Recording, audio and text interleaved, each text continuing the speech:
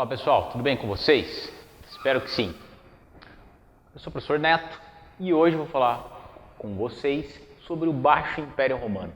O Baixo Império Romano é o período que vai de 285 a 476 depois de Cristo, ou seja, do século III ao século V. O que vai acontecer no Baixo Império Romano?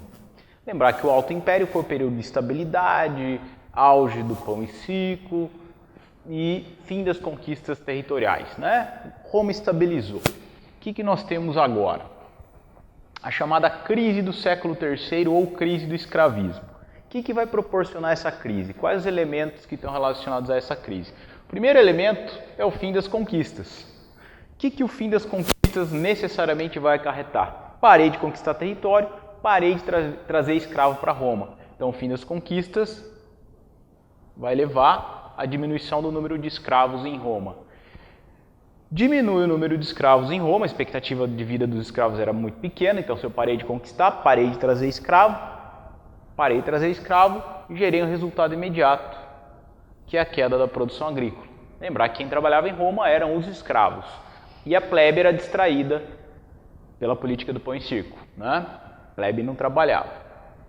Então, queda da produção agrícola gera crise burocrática. Professor, o que é uma crise burocrática? Crise do aparelho estatal. O Estado está sem dinheiro. Qual que é a relação de crise agrícola, professor, com o Estado sem dinheiro? Simples.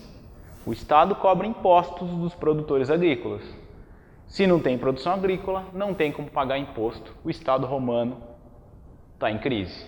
Ok? Esse Estado romano em crise não consegue sustentar o seu exército. Então você tem um enfraquecimento militar de Roma. O exército romano está enfraquecido. Pois bem, exército romano enfraquecido não consegue defender as fronteiras, não consegue controlar as fronteiras. Justamente na mesma época, ainda por volta do século III, começam as chamadas invasões bárbaras ou germânicas. Quem que é bárbaro? Bárbaro é aquele que não tem a cultura romana, que não fala a língua romana, que não fala o latim, que não fala o grego, ou seja, ele vem de fora das fronteiras do império e ele não tem a cultura romana, né, enraizada, né? Pois bem, essas invasões começam justamente nesse momento de enfraquecimento do exército e elas vão do século III ao século V, se intensificando cada vez mais. Os bárbaros vão invadindo e dominando territórios. São diversos grupos invadindo e dominando territórios, dominando territórios. Ou seja, o Império Romano começa a se esfacelar. Então, se eu somo a crise do século III, crise do escravismo, com as invasões bárbaras, eu chego a este processo, que é o processo de queda do Império Romano. A grande invasão bárbara que leva à queda do Império ocorre no ano